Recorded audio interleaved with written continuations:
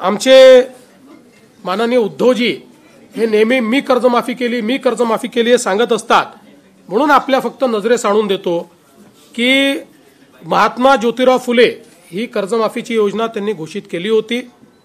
त्यावेळी त्यांनी 20,500 कोटी रुपयाची कर्जमाफी केली होती, 20,500 कोटी रुपयाची। त्याच्या 3 वर्ष आधी आमच्याही सरकारने, मी मुख्यमंत्री असताना आम्ही छत्रपती शिवाजी महाराज कर्जमाफी केली होती। त्याच्यामध्ये 18,762 कोटी आणि नंतर 1900 कोटी अशी 20,500 कोटी रुपयाची तेव्हाही कर्जमाफी केली होती।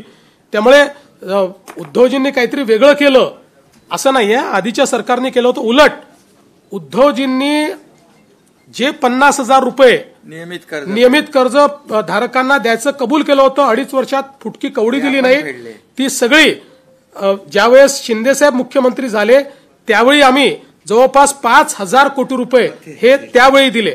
आणि मी हा आकडा याकरता सांगतो की आपण एक लक्षात ठेवा, 20,000 कोटी रुपयाचं त्यांनी त्या ठिकाणी कर्जमाफी केली।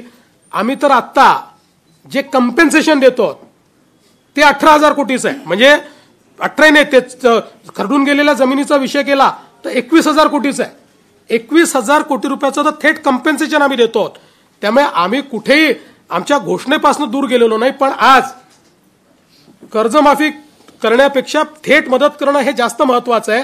कारण कर्जमाफी केली तरी तो आपल्या जमिनीवर माती कुठनं आणणार आहे, तो आपल्या पुढच्या हंगामामध्ये पैसे कुठनं आणणार आहे। आणि म्हणून कर्जमाफीच्या संदर्भात आम्ही कुठेही मागे हटलेलो नाही, ती देखील आम्ही करू। पण आज जी थेट मदत करणं हे गरजेचं आहे, ती थेट मदत आता राज्य सरकारच्या वतीनं आम्ही करतो आहोत।